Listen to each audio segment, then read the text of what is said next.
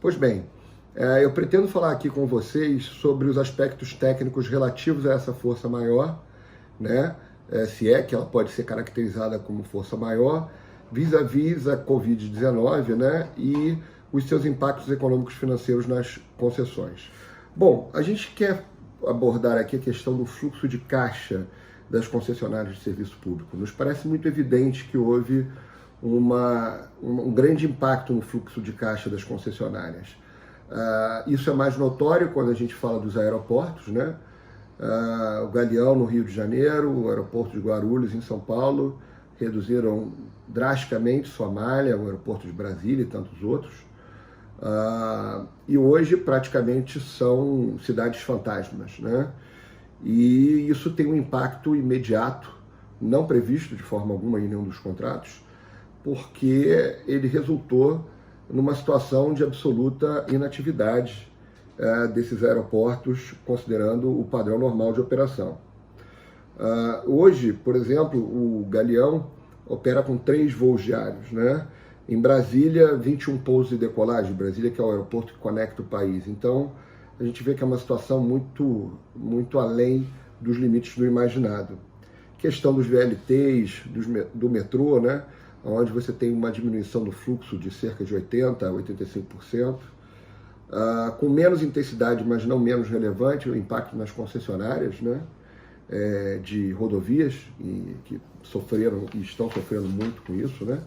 E a gente já teve no biênio 2015 e 2016 um legado de uma grande quantidade de pedidos de reequilíbrio econômico-financeiro, né? Na área de rodovias, em especial, que a gente tem muita familiaridade, com muitas arbitragens em curso, muitas concessionárias não conseguiram cumprir com as exigências para duplicação de pistas, né? Esse panorama só deve se agravar agora, né? Com vista da curva de passageiros, que já estava diferente do que havia sido projetada, e agora com esse baque, com os novos hábitos, que nós não sabemos ainda como vão se posicionar, mas certamente não haverá uma retomada tão célere dos níveis imaginados outrora. E isso tem como efeito imediato uma situação de insustentabilidade de pagamento de outorgas e da própria dinâmica de pagamentos ao ente concedente. Isso tem que ser apurado tecnicamente, né? O nosso foco aqui, e a gente tem ouvido bastante coisa relacionada às agências reguladoras, é de que o foco para análise desses pedidos deve ser muito técnico. Então, a gente tem que estudar a demanda, fazer uma avaliação crítica para ver o que é coincidente, o que não é, porque em medida em que nas concessionárias se diminui o fluxo de veículos particulares, o fluxo de veículos relacionados a transporte de cargas, ele perde, mas não perde tanto. Então, tem que ser feita uma conta apurada e muito cuidadosa, porque esse, inclusive, tem sido e foi um dos problemas no biênio de 2015 e 2016, que a crise deixou como legado, de que muitas das vezes as concessionárias levam pedidos muito maiores do que o razoável. E isso gera uma desconfiança ou um desconforto na negociação entre as partes, em que não se consegue avançar nessa dinâmica, né? Então a gente teve um grande tombo da atividade econômica no biênio de 2015 e 2016, né? Que teve como legado uma avalanche de pedidos de reequilíbrio econômico-financeiro. Nos parece que a situação agora é ainda mais grave e a quantidade de pedidos dessa natureza vão se multiplicar e serão muito maiores do que no biênio citado.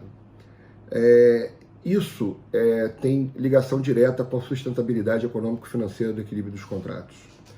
E tem uma relação direta com a demanda, que caracteriza um dos principais vetores que sustentam uma concessão. A demanda, né, na prestação dos serviços relacionadas em grande medida pela questão de que se imagina um determinado quadro de utilização das rodovias, dos aeroportos, dos portos, que ficou sobremaneira impactado pela questão aí do corona, com efeitos que vão até o final do contrato.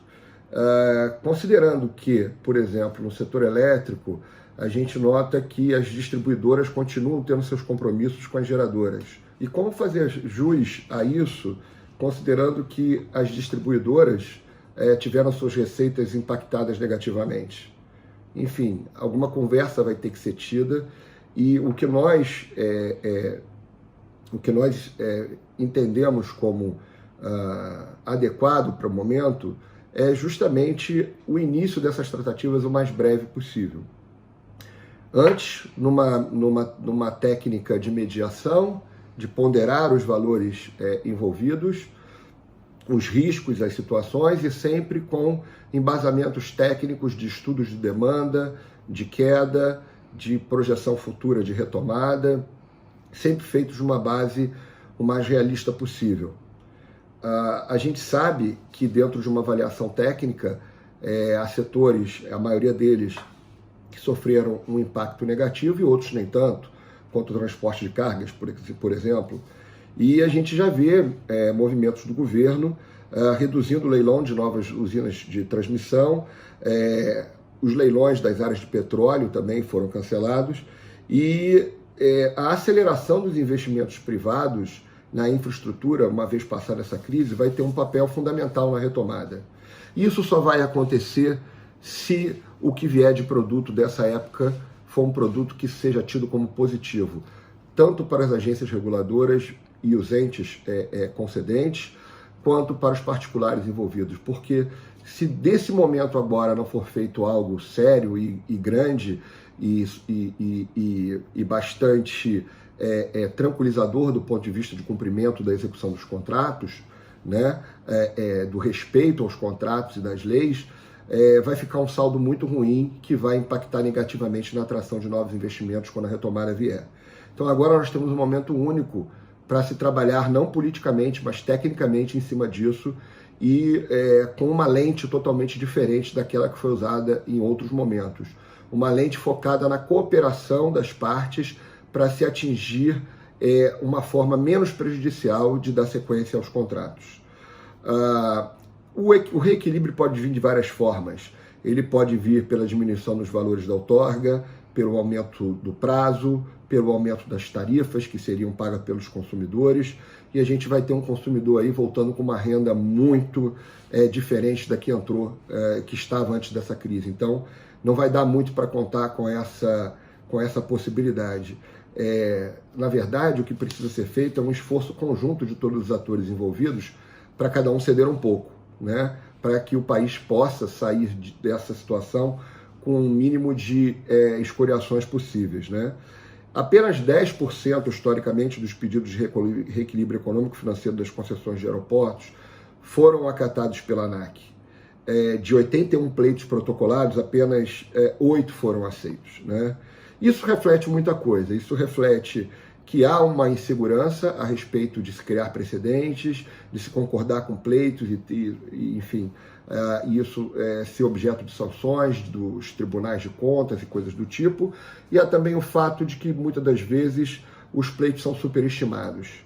Agora é o momento de rever tudo isso, de ter boa fé na forma de propor os pleitos e de ter um espírito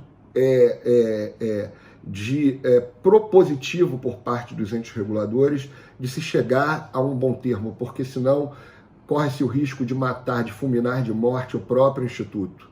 Isso seria o pior, né? O Instituto das Concessões, das regulações e todo o esforço que seriamente vem sendo feito no país nos últimos 20 anos para se avançar economicamente na linha dos países mais desenvolvidos. Então, essa questão da legitimidade dos pleitos ser questionável, ela pode ser resolvida muito com o apoio da assistência técnica e de serviços técnicos, econômicos, financeiros, contábeis e, por vezes, de engenharia, com a qualidade, com a multidisciplinariedade que se faz necessária para apresentar estudos que englobem o entendimento das questões contratuais com as questões técnicas relacionadas a esses descumprimentos por conta da situação superveniente e que se entende, na visão de muitos, como de caso fortuito ou de onerosidade. Como dissemos, isso vai ser discorrido mais a fundo pelos advogados. Mas é fato que os contratos prevêem que o risco é do poder concedente e não do ente privado nos casos de força maior, se uma vez isso for comprovado. Nos parece que está todo mundo em casa, se uma situação absolutamente imprevista tem essa configuração. Pode-se dizer que daqui para frente, se houverem surtos da mesma natureza, isso já possa não ser considerado força maior, porque de tempos em tempos pode vir a acontecer um fenômeno desse. Foi assim na variação cambial na época do real, quando havia âncora cambial. Na primeira vez, esse descolamento do real foi considerado muito pelos tribunais como um caso de onerosidade excessiva e de força maior e desequilíbrio econômico-financeiro. Mas depois, à medida em que o dólar passou a flutuar normalmente, isso passou a ser a realidade. Então, o paradigma da realidade ele muda de acordo com os fatos. Se de tempos em tempos a gente tiver uma gripe suína, um ebola ou um Covid-19, é claro que isso vai se tornando cada vez mais mitigado para eventos futuros, mas não é o caso dessa vez. Uma outra questão que é muito séria é a questão da lentidão na análise dos pleitos. A lentidão da análise dos pleitos ela não pode se dar do modo como se deu hoje, ou tem se dado até hoje. Por quê? Porque a demora em decidir vai significar a asfixia total dessas estruturas em andamento. Asfixia no caixa, e asfixia no caixa é a morte da concessão. E com isso nós vamos colocar todo um sistema em risco. Então, seja quais forem as alternativas, aumento de tarifa, extensão do prazo, redução das obrigações, seja lá o que for, ou a combinação disso, isso tem que ser feito de uma forma célere. E isso tem que ser seriamente pensado, inclusive, sob o aspecto da mediação. Muitas das vezes a gente nota também que das poucas vezes em que há uma concessão ou uma aceitação do desequilíbrio econômico-financeiro por parte das concessionárias, existe a questão de tentar se colocar as multas que a agência reguladora deixou de fazer, o ente concedente deixou de fazer, e isso ser uma forma de contrapleito ou de equilíbrio de contas. Eu acho que toda essa dinâmica vai ter que mudar, até porque ela é feita com o objetivo de chegar a um valor. E, na verdade, o que a gente tem que apurar é qual é o verdadeiro valor disso, né? A questão de abrir precedentes também agora me parece de menor importância, porque a situação é geral e irrestrita. Então não há mais essa questão apenas do precedente, né? E, sobretudo, com base na lei de transparência e todas essas questões, no mundo de hoje, eu acho que não há como a gente fugir de questões desse tipo. A gente precisa, de fato, rever os marcos principais do contrato. São eles prazo, custo e escopo. E ver o que mudou nessa questão da execução com base aí nesse rebus sic stantibus ou nessa modificação nas condições de execução por conta de fatos supervenientes não pensados ou não possíveis de serem previstos pelas partes. Veja bem que nós não estamos tratando isso como se sendo um fortuito interno, o risco do negócio, aquele avião que não decola porque não teve manutenção da turbina, que é um risco interno do negócio da aviadora. Estamos falando de um risco externo. E é essa a nossa acepção para fazer a avaliação técnica, né? Então, a concessionária vai ter que comprovar não apenas uma alegação genérica de prejuízo futuro, mas o que efetivamente impactou nas receitas, abrindo suas contas e demonstrando isso de forma cabal. E a ANTT, ela afirmou em nota que o decreto de calamidade pública é uma situação excepcional. Seus efeitos têm que ser analisados caso a caso, e dizendo que, isso é bastante importante, a análise dos pleitos será feita de forma eminentemente técnica. Então isso reforça mais ainda a importância da gente conduzir esses estudos em conjunto com os escritórios, para que a gente possa trazer um trabalho multidisciplinar de qualidade, acreditável, que possa pôr um fim a esse problema tão grave que é a questão do desequilíbrio econômico-financeiro em face das questões relacionadas à Covid-19. Bom, em linhas gerais, era isso que eu gostaria de expor para vocês nessa oportunidade, e também dizer que eu estou à disposição para qualquer esclarecimento a respeito do que estamos falando aqui. Enfim, é um prazer ter estado aqui com vocês e desejo que isso passe logo para todos nós.